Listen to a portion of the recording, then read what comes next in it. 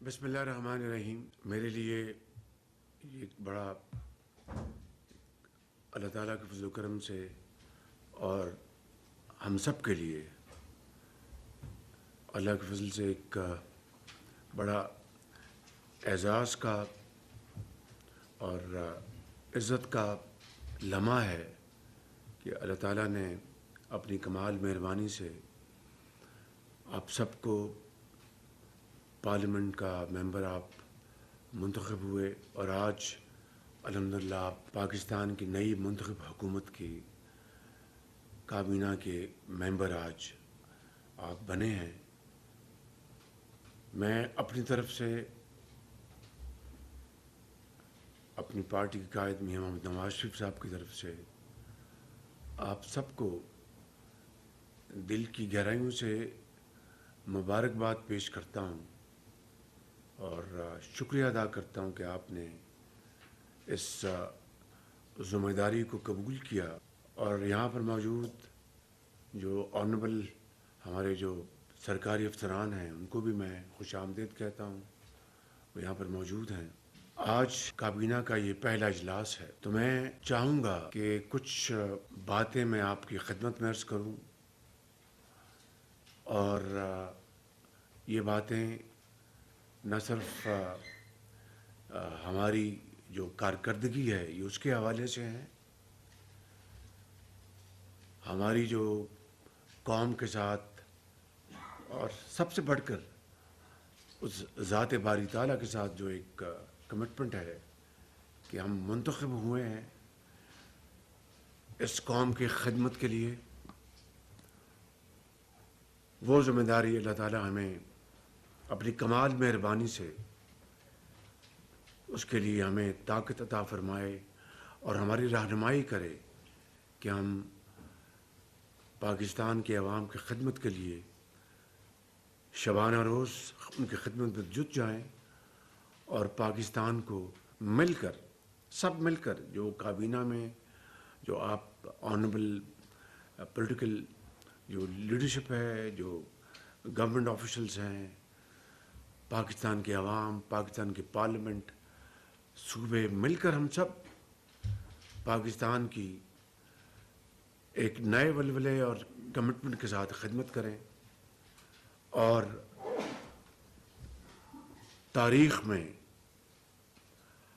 ہمارا یہ ذکر ہو سکے کہ ہم نے حتی المقدور خدمت کی تھی، باقی اللہ تعالیٰ کے ہاتھ میں ہے. آپ جانتے ہیں کہ 8 فروری کے الیکشن میں قوم نے ایک سپلٹ مینڈیٹ دیا اور مختلف پارٹیوں کو مینڈیٹ ملا جس میں پی ایم ایل شامل ہے، پیپلز پارٹی ہے، یہاں پر موجود ہمارے جو اتحادی پارٹیز ان کو مینڈیٹ ملا ہے اور ہمیں سب کا احترام کرنا ہوگا. اور اس مینڈیٹ کا تقاضا یہ ہے کہ ہم اب مل کر اپنی توانائیاں مجتمع کریں اور مل کر ہم اس خدمت کے سفر کی طرف سے تیزی سے ہم قدم اٹھائیں. جو پچھلے 16 ماہ میں جو ہماری حکومت تھی اس کی کارکردگی پوری قوم نے دیکھی، لیکن انتہائی عاجزی کے ساتھ مگر اعتماد کے ساتھ میں یہ کہہ سکتا ہوں کہ اللہ تعالیٰ کے فضل و کرم سے جو سب سے بڑی جو خدمت تھی اس حکومت کی کہ قوم کو دیوالیہ ہونے سے اس حکومت نے بچا لیا تھا. اور یہی وجہ ہے کہ اس کے بعد جو انٹرم گورنمنٹ مارز وجود میں آئی تو ہماری جو اکنامک سچویشن جو ہے وہ کنٹرول میں رہی، وہ مزید ابتر نہیں ہوئی. گو کہ آج اب ہم نے یہ ذمہ داری سنبھالی ہے اور جس طرح میں نے پارلیمنٹ میں اپنی تقریر میں خدمت عوام کی خدمت میں عرض کی تھی کہ چوائسز تھی کہ جناب ہم should we be silent spectators اور بی کاؤنٹڈ. تو قومی ذمہ داری نے، سیاسی ذمہ داری نے بطور ایک پاکستانی بطور ایک مسلمان ہم سب نے یہ فیصلہ کیا کہ ہماری ایک سب سے بڑی اب ذمہ داری یہ ہے کہ ہم کچھ ہو جائے، حالات کچھ ہو، اب ہم انشاءاللہ اس ملک کی ذمہ داری کا بوجھ سنبھالیں گے کہ جب ہم نے حزب مخالف کو انوائٹ کیا تھا، وہ حکومت بنانے میں کامیاب نہ ہوئے، تو ظاہر ہے پھر یہ ذمہ داری ہم نے سنبھالنی تھی، اور اس کا اب تقاضا یہ ہے کہ وقت ضائع کیے بغیر ہم تیزی سے اس سفر کی طرف روانہ ہوں جس کا عوام کو انتظار ہے۔ میں یہاں پر عرض کرنا چاہتا ہوں کہ کل پہلا روزہ ہے انشاءاللہ پاکستان میں، اب سب کو مبارک ہو۔ رمضان شریف کا چاند نظر آ گیا اور یہ برکتوں والا مہینہ ہے، اور اللہ تعالیٰ سے ہم پوری قوم یعنی فجر کے وقت بھی، تہجد کے وقت بھی، تراویح کے وقت بھی سر بسجود ہوگی، اور رب تعالیٰ سے ہم اپنی کوتاہیوں اور غلطیوں کی معافی مانگیں گے، اور پاکستان کی خوشحالی اور ترقی کے لیے ہم دعائیں کریں گے۔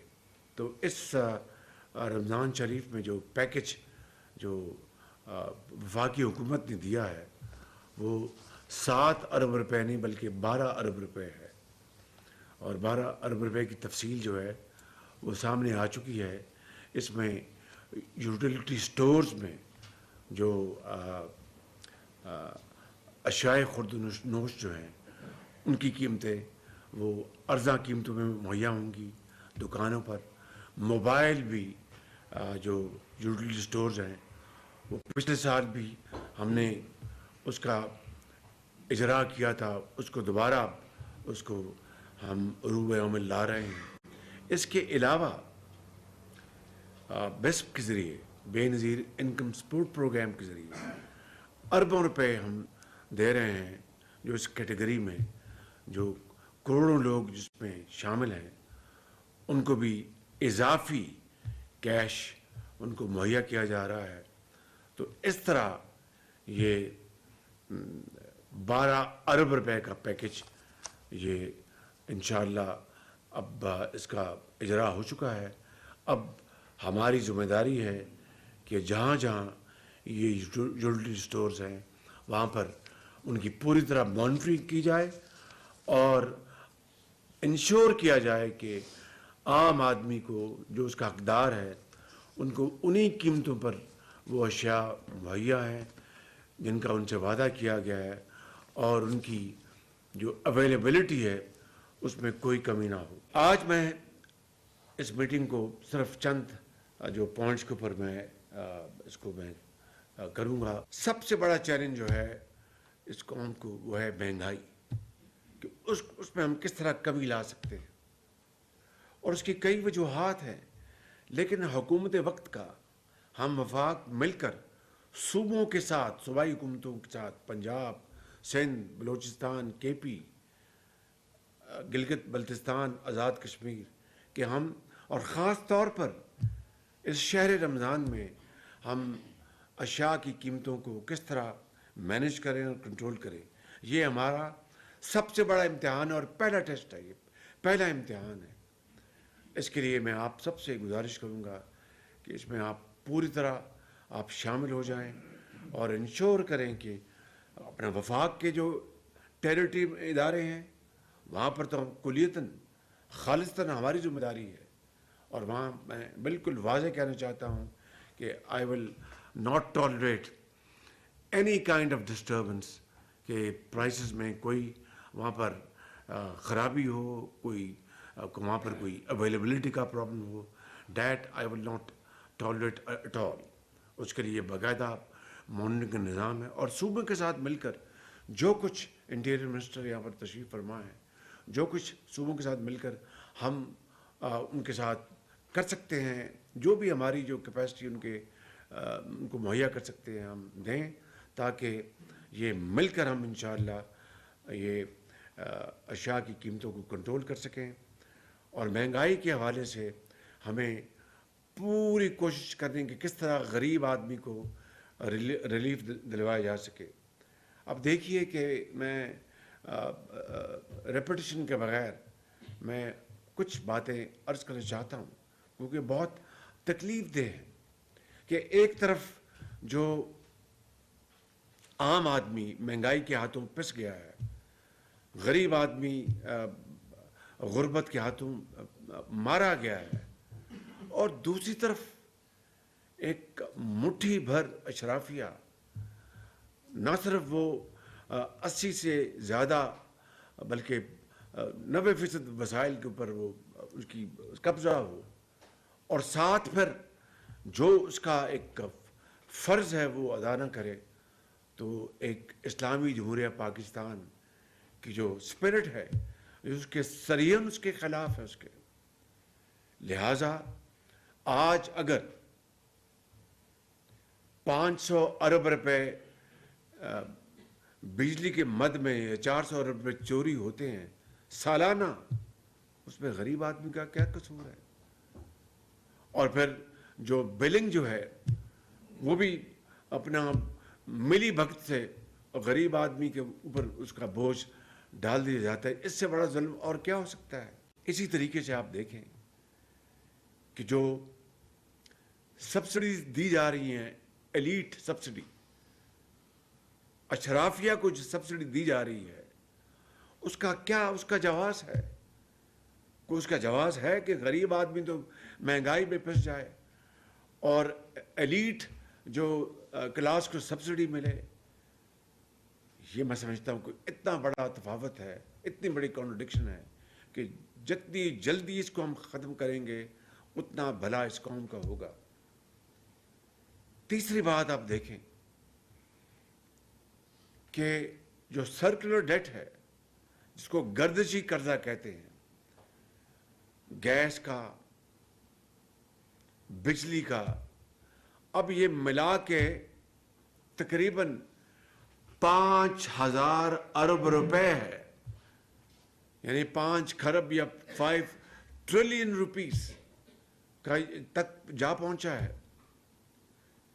اور اس کے کئی اس کے فیکٹرز ہیں، میں تفصیل میں نہیں جانا چاہتا. صرف ایک بات کروں گا اور بات آپ کو قریب سے سمجھ آ جائے گی کہ سرکاری ڈومین میں، یعنی سرکاری محکمے میں، یہ جو جینکوز ہے، جینکوز جو کوئی سرکار خالصاً سرکار چلاتی ہے، وہاں پر جنکس ہیں، جنک پلانٹس جو کہ ڈیزل گزلنگ پلانٹس ہیں، اور اس کی جو بجلی وہ بنتی ہے کوئی شاید 60 روپے یا 70 روپے پر یونٹ اس کی لاگت ہے. اس کو اگر بند کر دیں، اس جنگ کو، یہ جنکو کے نام پر جنگ ہے، تو آپ کو ایک حد تک آپ وہاں پر اپنے لاسز جو ہیں، نقصانات آپ کم کر لیں گے. مگر بات ہوتی ہے، عمل نہیں ہوتا. کیوں؟ وہ مافیا، وہ ویسٹڈ انٹرسٹ، وہ پیراسائٹس. وگرنہ ایسے پلانٹس، اب بجلی ویسے ہی سرپلس ہے، ہزاروں میگا واٹ بجلی سرپلس ہے. اس کا تو ہم نے سوچا نہیں کہ بھئی سرپلس بجلی کو، اس کی کھپت، اس کی پروڈکٹیو یعنی منافع بخش کھپت کس طرح کی جائے. اس کی کوئی انوویٹو اس کی منصوبہ بندی وہ تو نہیں ہے. وہ جو جنک جو ہے جنک، اس میں وہ چلنے چاہیے. اور اس کی سب کو پتہ ہے، یہ ڈیزل مافیا، یہ مشینری کی پرزوں کی خرید و فروخت، اور خدا جانے اور کیا کیا اس میں بلائیں شامل ہیں. لیس سیٹ دین بیٹر کہ ہمیں یہ وہ خرافات ہیں، یہ وہ جو کینسر ہے، موذی کینسر، جس نے ہمارے اس خاکی جسم کو بالکل اس کو کھوکھلا کر دیا ہے. میں اور بھی بے شمار یہاں پر مثالیں دے سکتا ہوں. میں نے پی آئی کی مثال اس دن دی آپ کو، 825 ارب روپے کا قرضہ. یہ جو ایس او ایز ہیں، اسٹیٹ اونڈ انٹرپرائزز، کئی 100 ارب روپے سال کا لاس ان کا ہے. یہ آپ کی جو جس میں ڈسکس شامل ہیں، جس میں آپ کے اور بے شمار ادارے شامل ہیں، اور وہاں پر سرکار بیٹھی ہے، تنخواہیں دی جا رہی ہیں اور نقصانات ہو رہے ہیں، اور پیسہ ادھار لے کے نقصان پورا کیا جا رہا ہے، کسی کو پرواہ نہیں ہے.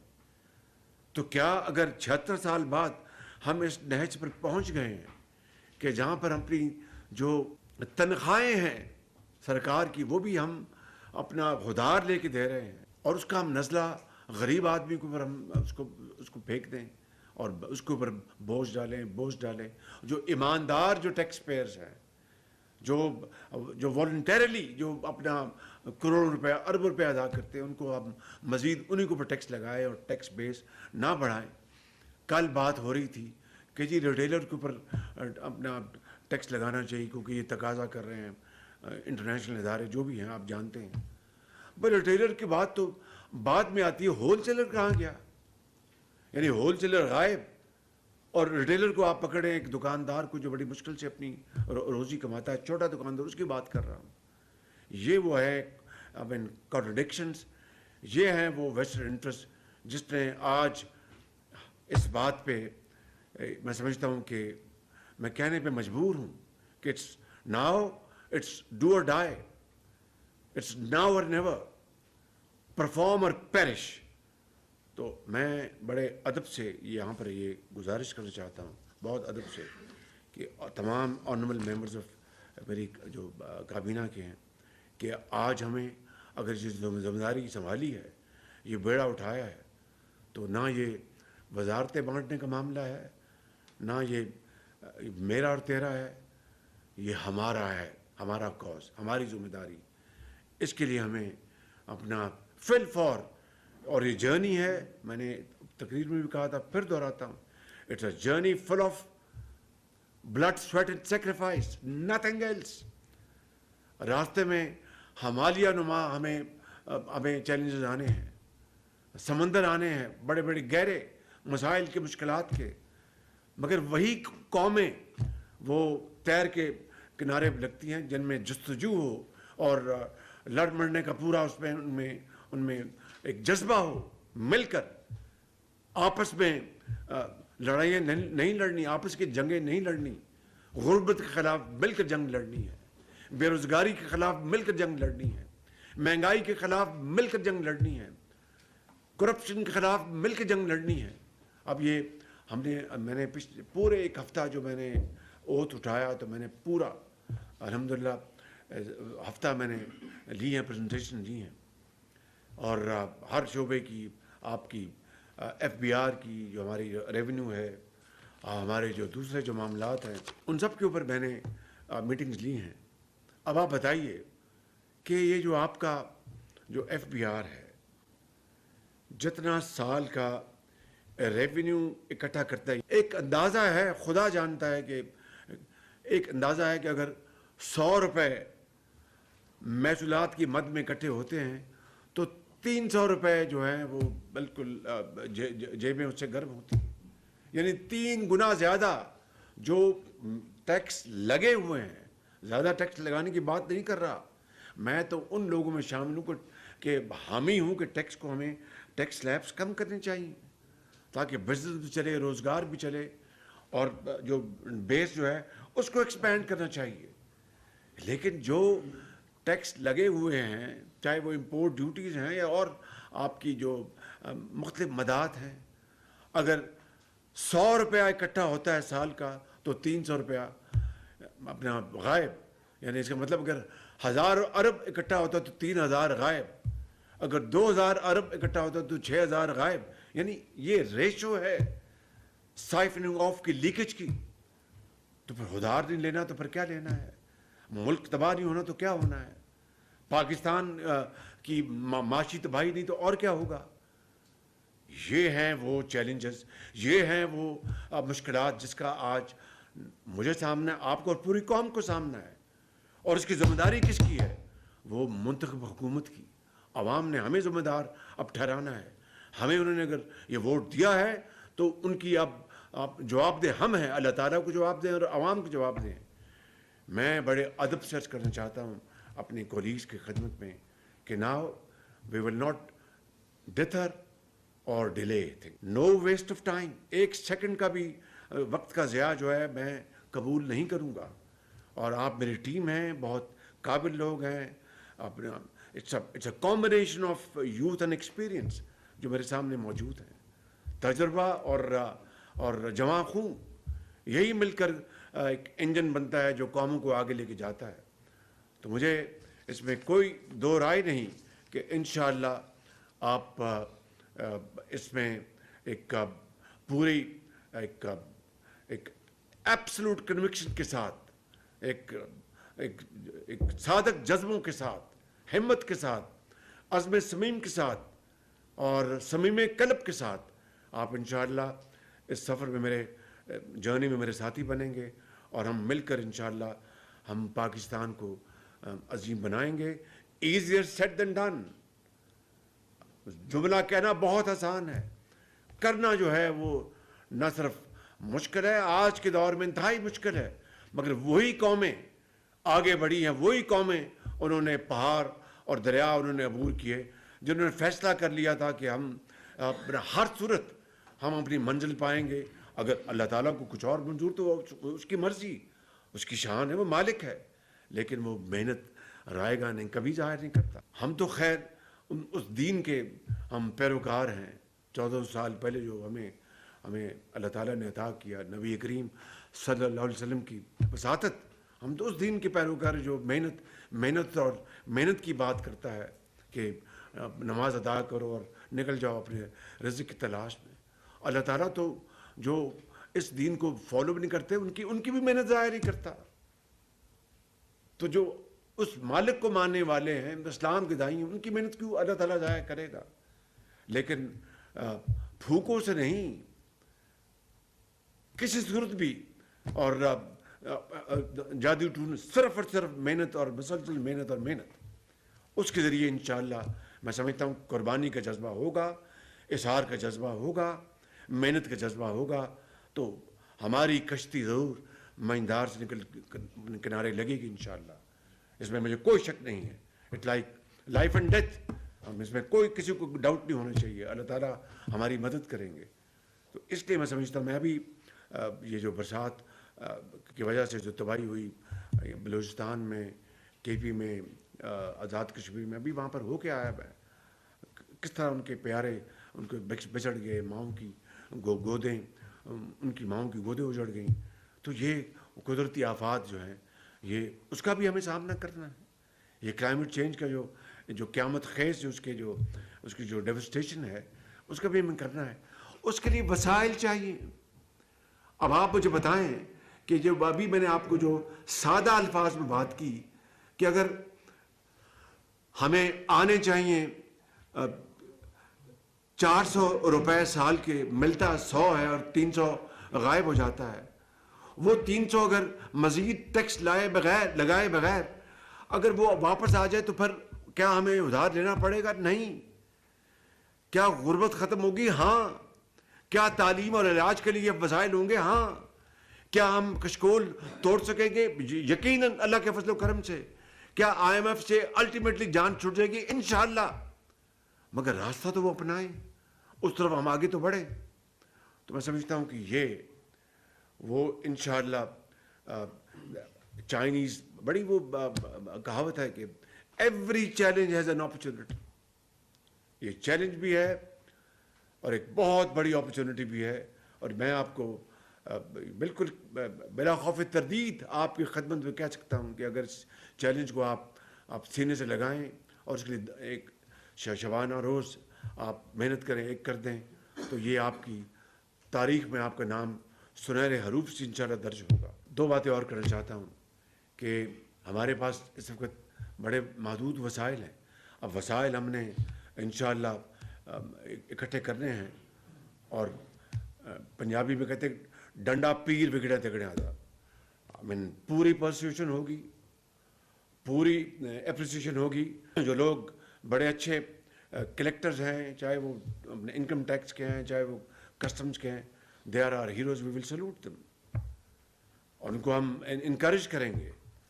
اور جو بلیک شیپ ہے ان کی پریڈ کرائیں گے انشاءاللہ، تاکہ اپنا بلیک اور وائٹ کا بڑا واضح فرق قوم کو نظر آئے کہ ہاں جی یہ لوگ ہیں جو کہ قوم کی خدمت کر. اسی طرح جو ایکسپورٹرز ہیں، جو بزنس جو میں انوویشن لا رہے ہیں، ہماری قوم کی بچیاں اور بچے ہیں جو بڑے انوویٹو مائنڈ، ان کو SMEs جو بنانا چاہتے ہیں، ان کو ہمیں کیپٹل دینا ہے، ان کو ہمیں سکلز دینی ہے. وہ سارا ہم انشاءاللہ پروگرام کریں گے. کیونکہ یوتھ جو بل جو ہے، again it's a challenge. yet a great opportunity. اور اس بلج کو ہم نے کنورٹ کرنا انٹو گریٹ اپرچونٹی، اور اس کے لیے پورا ہم ایک اکنامک پلان بنائیں گے انشاءاللہ، اس کے لیے پورا کام کیا جائے گا. اور میں وہ جلد انشاءاللہ ہم جو ہماری جو اس بارے میں جو فیصلے ہوں گے وہ میں قوم کے سامنے لے کے آؤں گا. ترقی اور خوشحالی کے حوالے سے جو SIFC جو مارز وجود میں آ چکا ہے، وہ ایک بہت ایک افیکٹو وہ ایک میکنزم ہے. باہر کے ناقد جو باتیں کرتے رہیں کہ آپ کو آم کھانے سے غرض ہے یا گٹلیاں گننے سے غرض ہے.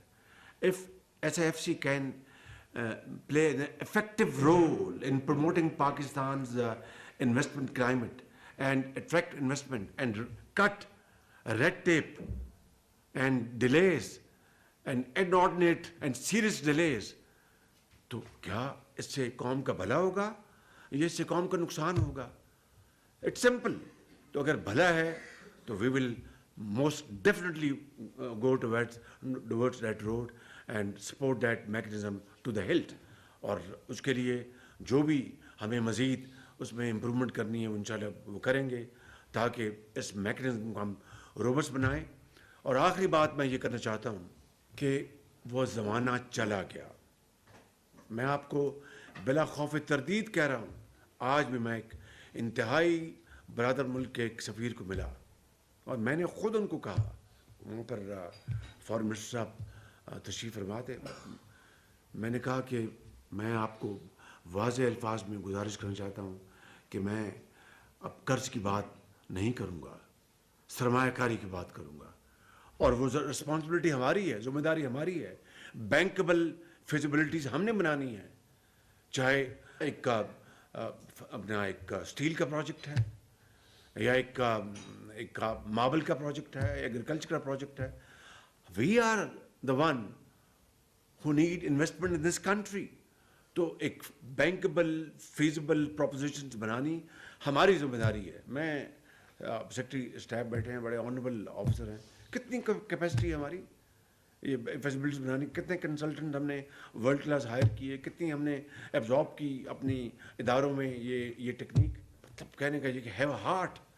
آج میں بتا رہا ہوں، آج ہی جو آپ کے جو ایئرپورٹس ہیں ان کو ہم نے آؤٹ سورس کرنا ہے. ہم نے پچھلی جو ہماری ٹرم تھی اس کی باقاعدہ فیزیبلٹی ہر چیز کر کے ہم وہ انٹرن گورنمنٹ کو ہم نے دے دی. انہوں نے پوری کوشش کی، یقیناً کوشش کی ہوگی، لیکن آج مجھے انہوں نے بتایا کہ جی اس کی جو بڈز آنی تھیں وہ اس 15 یعنی چند دن بعد آنی ہے، 15 مارچ. تو ٹائم ایکسٹینڈ کرتے ہیں. میں نے کہا کیوں؟ کہ جی ان کو پتہ تھا کہ یہ انٹرم گورنمنٹ ہے، تو انٹرم گورنمنٹ میں تو وہ انویسٹمنٹ تو نہیں آنی تھی. میں نے کہا 15 مارچ تو انٹرم گورنمنٹ نہیں ہے، 8 فروری کو الیکشن ہوئے. 15 March was a safe very safe date کہ 8 فروری کو الیکشن ہوں گے، 15 مارچ تک نئی گورنمنٹ آ چکی ہوگی. تو اب تو نئی گورنمنٹ آ گئی ہے اور آج 11 مارچ ہے، تو 4 دن بعد ان کے نہیں ان کو ٹائم چاہیے.